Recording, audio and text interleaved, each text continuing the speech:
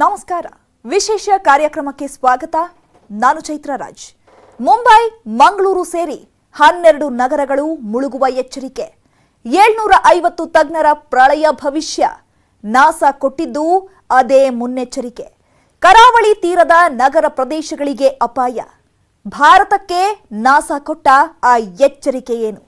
2100 ಪ್ರಳಯ ಭವಿಷ್ಯದ ಒಂದು ರಿಪೋರ್ಟ್ ನಿಮ್ಮ ಮುಂದೆ.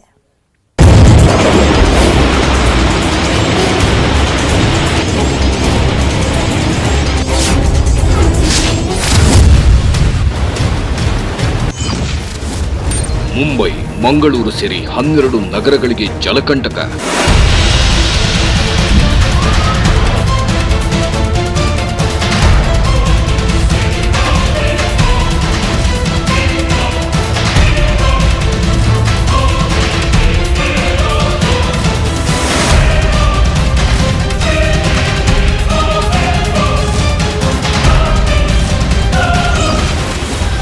ಶತಮಾನದ ಒಳಗೆ ದೇಶದ 12 ನಗರಗಳು ಮುಳುಗುತ್ತವ.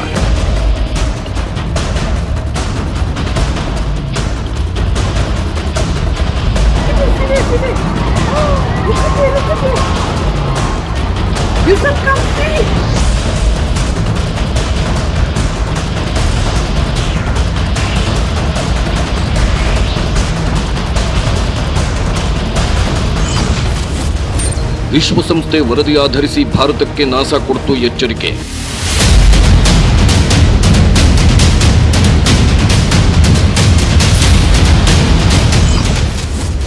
ದಶಕದ ಅಂತ್ಯದಲ್ಲಿ ಎದುರಾಗುತ್ತಾ ಮಹಾವಿಪತ್ತು.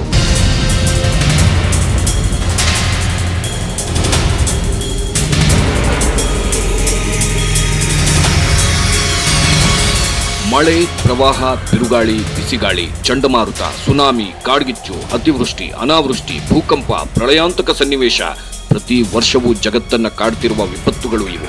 ವರ್ಷದಿಂದ ವರ್ಷಕ್ಕೆ ಪ್ರಕೃತಿ ವಿಕೋಪಗಳ ಸಂಖ್ಯೆ ಹೆಚ್ಚಾಗ್ತಿದೆಯೇ ಹೊರತು ಕಡಿಮೆ ಆಗ್ತಿಲ್ಲ. ಈ ಎಲ್ಲ ಪ್ರಕೃತಿ ವಿಕೋಪಗಳಿಗೆ ಜಾಗತಿಕ ತಾಪಮಾನವೇ ಕಾರಣ ಅಂತ ಗೊತ್ತಿದ್ರೂ ಕೂಡ ಇನ್ನೂ ಎಚ್ಚೆತ್ತುಕೊಂಡಿಲ್ಲ. ಇದೀಗ ನೋಡಿ, ಅಮೆರಿಕದ ಬಾಹ್ಯಾಕಾಶ ಸಂಸ್ಥೆ ನಾಸಾ ಭಾರತಕ್ಕೆ ಕೊಟ್ಟ ಎಚ್ಚರಿಕೆ ಬೆಚ್ಚಿ ಬೀಳುವಂತೆ ಮಾಡಿದೆ.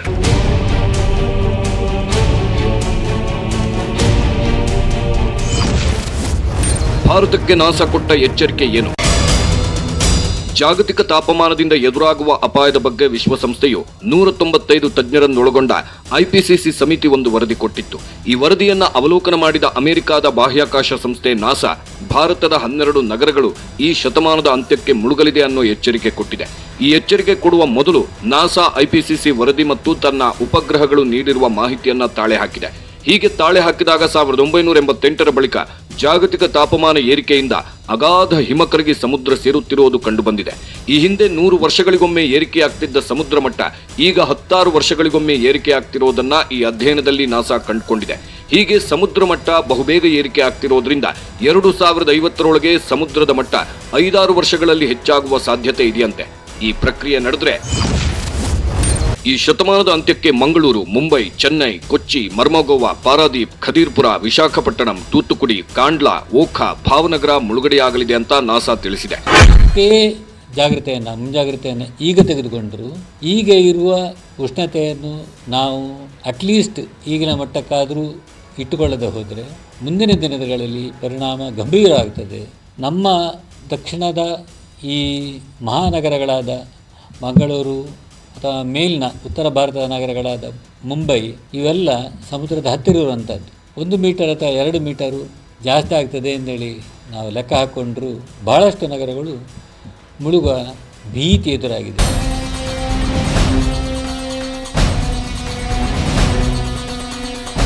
ಹಾಗೆ ನೋಡಿದ್ರೆ ಭಾರತಕ್ಕೆ ಸಮುದ್ರ ಮಟ್ಟದ ಏರಿಕೆಯಿಂದ ಅಪಾಯ ಇದೆ ಅನ್ನೋ ಇಂತಹ ಎಚ್ಚರಿಕೆಯನ್ನ ತಜ್ಞರು ಕೊಡ್ತಿರೋದು ಇದೇ ಮೊದಲೇನಲ್ಲ.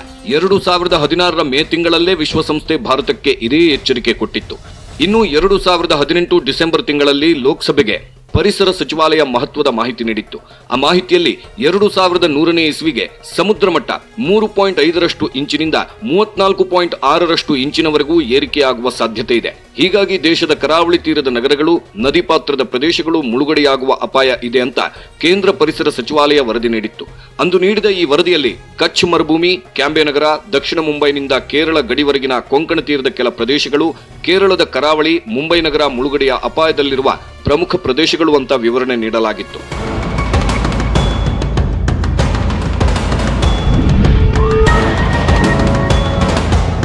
2019ರಲ್ಲಿ ನ್ಯೂಜೆರ್ಸಿ ಮೂಲದ ಕ್ಲೈಮೇಟ್ ಸೆಂಟ್ರಲ್ ಅನ್ನೋ ವಿಜ್ಞಾನ ಸಂಸ್ಥೆ ಸಂಶೋಧನೆ ನಡೆಸಿ ಆಘಾತಕಾರಿ ವರದಿಯನ್ನು ಪ್ರಕಟಿಸಿತ್ತು.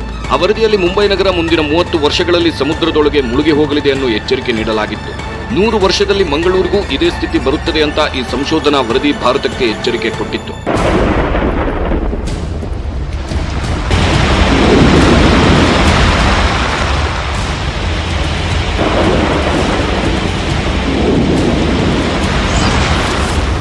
ಎರಡು 2040ಕ್ಕಿಂತ ಮೊದಲೇ ತಾಪಮಾನ 1.5 ಡಿಗ್ರಿ ಸೆಲ್ಸಿಯಸ್ಗೆ ಏರಿಕೆ. 2040ಕ್ಕಿಂತ ಮೊದಲೇ ಜಾಗತಿಕ ತಾಪಮಾನ 1.5 ಡಿಗ್ರಿ ಸೆಲ್ಸಿಯಸ್ಗಿಂತ ಹೆಚ್ಚಾಗಲಿದೆ ಅಂತ ಐಪಿಸಿಸಿ ವರದಿ ನೀಡಿದೆ.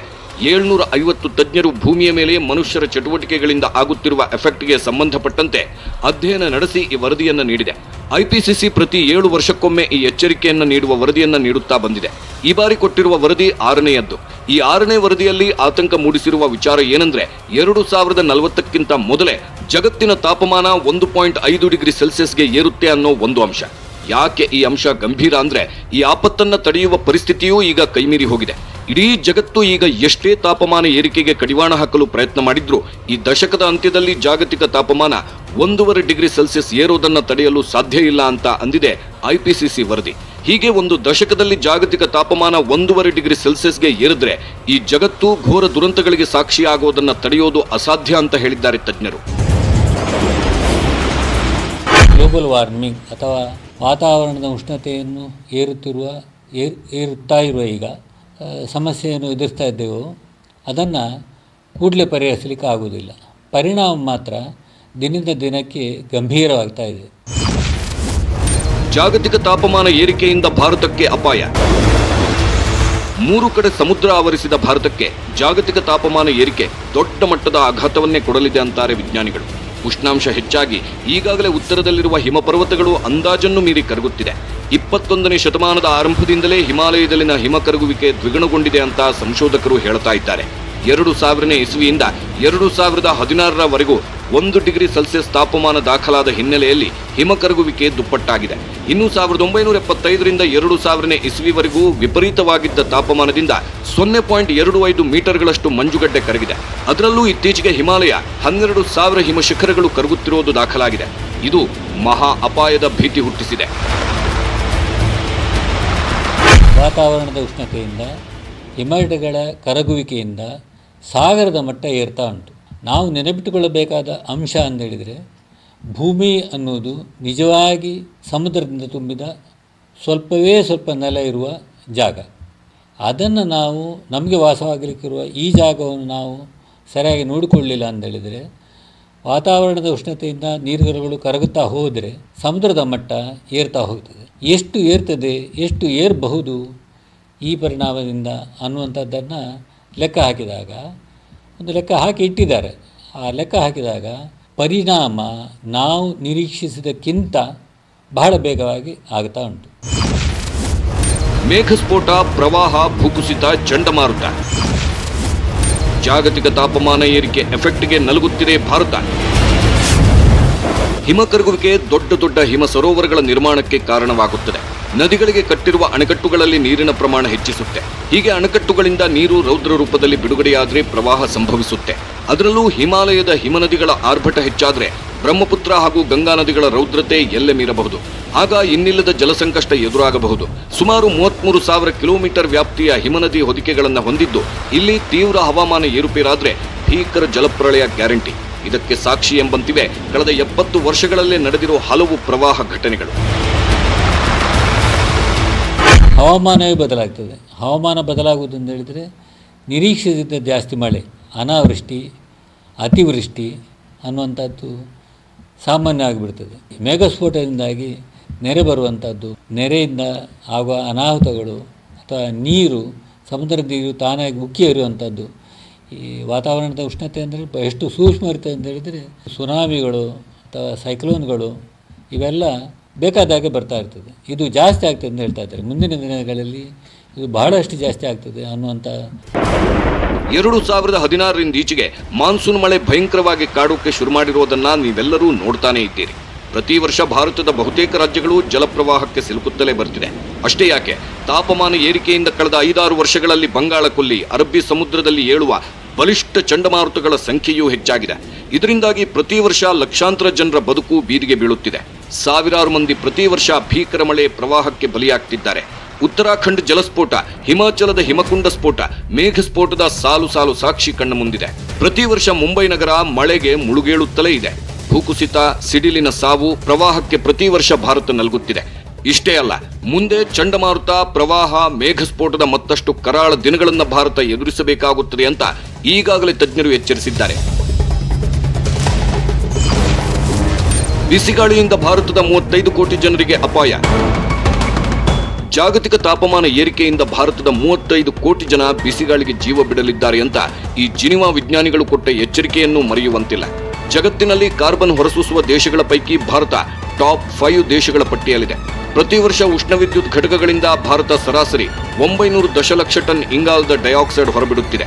ದೇಶದ ಒಟ್ಟು ವಿದ್ಯುತ್ ಉತ್ಪಾದನೆಯ ಪೈಕಿ 79% ವಿದ್ಯುತ್ ಉಷ್ಣ ವಿದ್ಯುತ್ ಸ್ಥಾವರದಿಂದಲೇ ಉತ್ಪಾದನೆಯಾಗುತ್ತಿದೆ.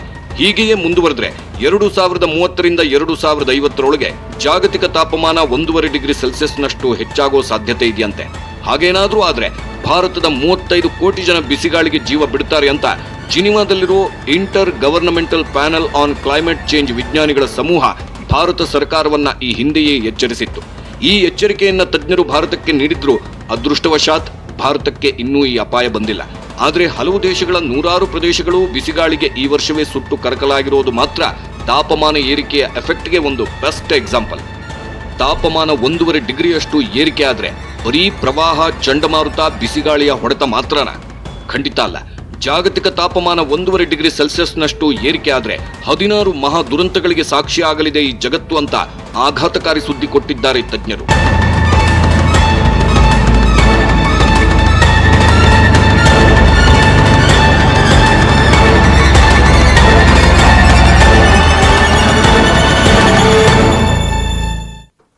ಜಾಗತಿಕ ತಾಪಮಾನ ಮುಂದಿನ 10 ವರ್ಷಗಳಲ್ಲಿ 1.5ರಷ್ಟು ಏರಿಕೆ ಆದರೆ 16 ಐಪಿಸಿಸಿ ವರದಿಯಂತೆ 10 ವರ್ಷಗಳಲ್ಲಿ ಜಾಗತಿಕ ತಾಪಮಾನ ಏರಿಕೆ ಆದರೆ 16 ಗಂಡಾಂತರಗಳನ್ನ ಈ ಜಗತ್ತು ಎದುರಿಸಬೇಕಾಗುತ್ತೆ. ಆ ಸನ್ನಿವೇಶ ಹೇಗಿರುತ್ತೆ? ಜಗತ್ತಲ್ಲಿ ಆಗೋ ಅಲ್ಲೋಲ ಕಲ್ಲೋಲ ಎಂಥದ್ದು? ಆ ಕುರಿತಾಗಿ ಒಂದು ರಿಪೋರ್ಟ್ ನಿಮ್ಮ ಮುಂದೆ. ಜಾಗತಿಕ ತಾಪಮಾನ 1.5 ಡಿಗ್ರಿ ಹೆಚ್ಚಾದ್ರೆ ಏನಾಗುತ್ತೆ?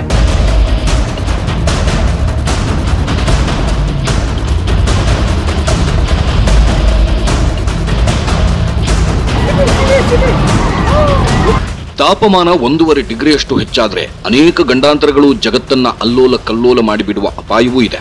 ಹೌದು, ಜಾಗತಿಕ ತಾಪಮಾನ ಈ ತಜ್ಞರು ಹೇಳಿದಷ್ಟು ಹೆಚ್ಚಳವಾದ್ರೆ ಈಗಿನಕ್ಕಿಂತಲೂ ಹೆಚ್ಚು ವೇಗದಲ್ಲಿ ಹಿಮ ಕರಗಲಿದೆ. ಹಿಮ ಕರಗೋದ್ರಿಂದ ನದಿ ನೀರಿನ ಮಟ್ಟ ಹೆಚ್ಚಾಗಿ ಪ್ರವಾಹ ಅಪ್ಪಳಿಸಬಹುದು. ಈ ನೀರು ಸಮುದ್ರ ಸೇರಿ ಸಮುದ್ರ ಮಟ್ಟ ಏರಿಕೆಯಾಗಿ ಕರಾವಳಿ ಪ್ರದೇಶ, ತಗ್ಗು ಪ್ರದೇಶಗಳು, ದ್ವೀಪಗಳು ಮುಳುಗಡೆಯಾಗಬಹುದು. ಅಷ್ಟೇ ಅಲ್ಲ, ಮಳೆಗಾಲ, ಬೇಸಿಗೆ ಕಾಲದಲ್ಲೂ ಏರುಪೇರಾಗುವಂತೆ ಮಾಡುತ್ತದೆ ಅತ್ಯಧಿಕ ತಾಪಮಾನ. ಹೀಗೆ ಮಳೆ, ಬಿಸಿಲಿನ ಚಕ್ರ ಏರುಪೇರಾದ್ರೆ ಕೃಷಿ ಹಾನಿಯಾಗುತ್ತದೆ.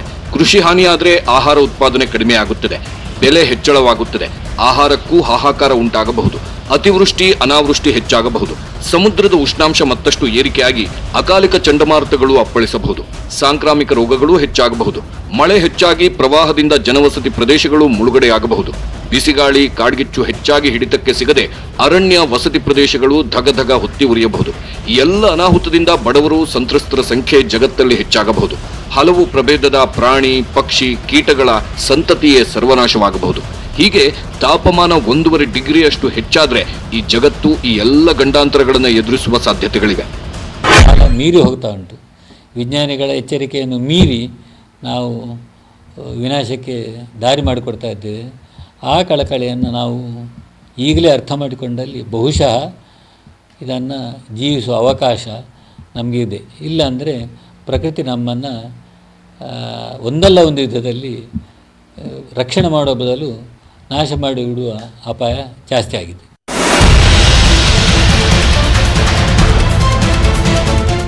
ಸದ್ಯಕ್ಕೆ ಭಾರತದ ಮಂಗಳೂರು, ಮುಂಬೈ ಸೇರಿದಂತೆ 12 ನಗರಗಳು ಈ ಶತಮಾನದ ಅಂತ್ಯಕ್ಕೆ ಮುಳುಗಲಿದೆ ಅಂತ ನಾಸಾ ಎಚ್ಚರಿಕೆ ಕೊಟ್ಟಿದೆ.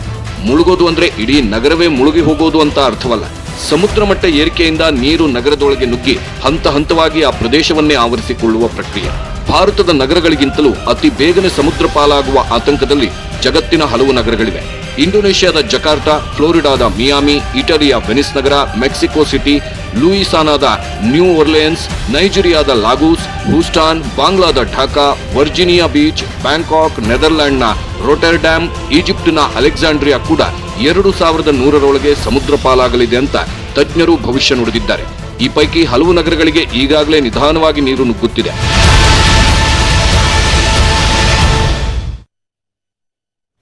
ಸ್ವತಃ ನಾಸಾ ಶತಮಾನದ ಅಂತ್ಯಕ್ಕೂ ಮೊದಲೇ ಭಾರತದ 12 ನಗರಗಳು ಮುಳುಗಲಿವೆ ಅಂತ ಎಚ್ಚರಿಕೆ ಕೊಟ್ಟಿದೆ. ಭಾರತ ಮಾತ್ರವಲ್ಲ, ಹಲವು ದೇಶಗಳಿಗೆ ಆಪತ್ತಿದೆ. ತಾಪಮಾನ ಏರಿಕೆ ತಡೆಯುವ ನಿಟ್ಟಿನಲ್ಲಿ ಕ್ರಮ ಕೈಗೊಳ್ಳದೆ ಹೋದರೆ ವಿಶ್ವ ಭೂಪಟದಲ್ಲಿ ಹಲವು ಪ್ರದೇಶಗಳು ಅಳಿಸಿ ಹೋದ್ರೂ ಅಚ್ಚರಿಯಿಲ್ಲ. ಇದಾಗಿತ್ತು ಈ ಹೊತ್ತಿನ ವಿಶೇಷ. ನೋಡ್ತಾ ಇರಿ News 18 ಕನ್ನಡ. ಜಾಲ ನಮ್ಮದು, ಬಲ ನಿಮ್ಮದು.